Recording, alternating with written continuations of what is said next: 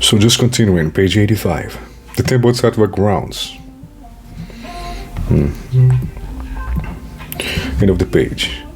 Vajragrha Bodhisattva summarizing verses. At the time, Vajragrha Bodhisattva, wishing to once again proclaim his meaning, thereupon uttered verses saying, if someone accumulates the many sorts of good deeds, perfects the 100 sorts of Dharma's purification, make offerings to those honored among devas and men, accords with the path of kindness and compassion, possesses the most extremely vast sort of resolute faith, possesses resolve and the light that are pristinely pure, then for the sake of seeking wisdom of the Buddha, he brings forth his unexcelled resolve. In order to pursue the purification of all knowledge, powers, and fearlessness, to achieve the perfection of all Dharmas and the Buddhas, and to draw and rescue the many sorts of beings, and in order to acquire the great kindness and compassion set turning the wheel of the Supreme Dharma and adorn and purify Buddha lands, he brings forth this utterly supreme resolve.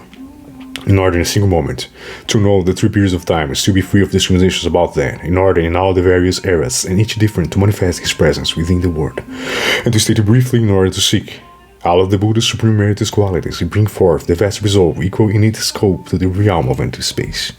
Take compassion as foremost, as wisdom, and as primary. Adopt the skillful means according with them being possessed of resolute faith and purified intentions, availing himself of the Tathagata's measureless powers, directly manifesting unimpeded knowledge, bringing forth spontaneous understanding not relying on others, and gaining fulfillment, herein that achieves parity with the Tathagata, he brings forth this most supreme resolve.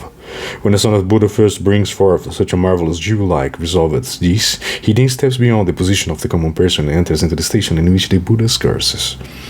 He is thus born into the family of the Tathagata's into that clean lineage, utterly free of flaws, and becomes one bound to become two equal. The equal of the Buddhas will definitely realize and excel enlightenment. As soon as bring forth such a resolve as this, he straightway succeeds in entering the first ground, develops determination, delight, and unshakable. As the great kings of the mountains, he experiences abundant joy, abundant charity, delight, abundant pure mind, faith as well, marshals a great and heroically brave resolve, and avails himself of celebratory and accelerated thought. He abandons disputatiousness, harmful behavior, hatred, and becomes humble, respectful, straightforward in character, while also skillfully guarding the sense faculties.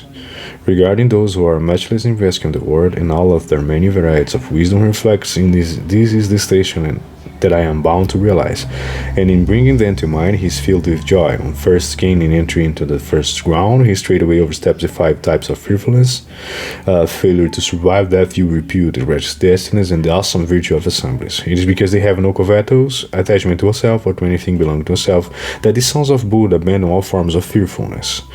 They always practice great kindness and sympathy, and constantly possess faith and reverence, repleting a sense of shame, a dread of blame, and the qualities they strive day and night to increase in good dharmas.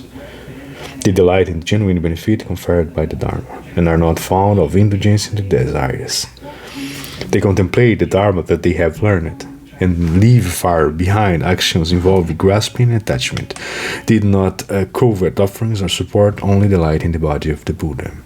Single-mindedly seek to acquire the Buddha's knowledge and focus intently on maintaining distracted mindfulness. They cultivate the paramitas, and abandon flattery, falseness, and deception. They cultivate in accordance with what has been proclaimed, and establish themselves in truthful speech. They refrain from defiling the house of the Buddha, never relinquishing the moral precepts of the Bodhisattva.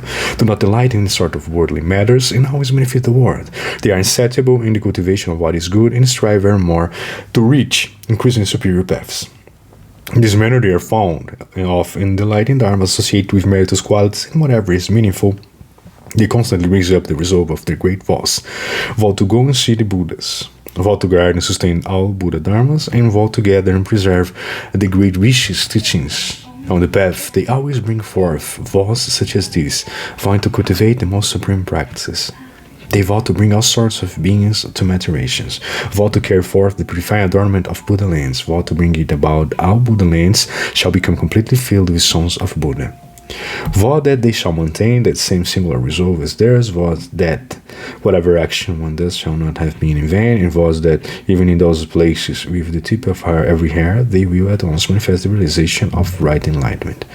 They make such great vows as these, they are measureless, vast, and boundless in their reach. They declare if they were an empty end to empty spacer beings, an end to Dharma, realm, and Nirvana, an end to the wars of appearance of Buddhas in the world, an end to the Buddha's knowledge or objection of the mind, an end to the realms entered by the Tagged knowledge, or to the three permutations of words, dharmas, and knowledge. If all of these phenomena were to somehow come to an end, my vows might then begin to come to an end. But just as all of those have no point at which they would end, so too is it with these vows that I have made. So I think that's it. Page 90. One more reading books, right? Just one more, let me paint the book. Thanks for everything.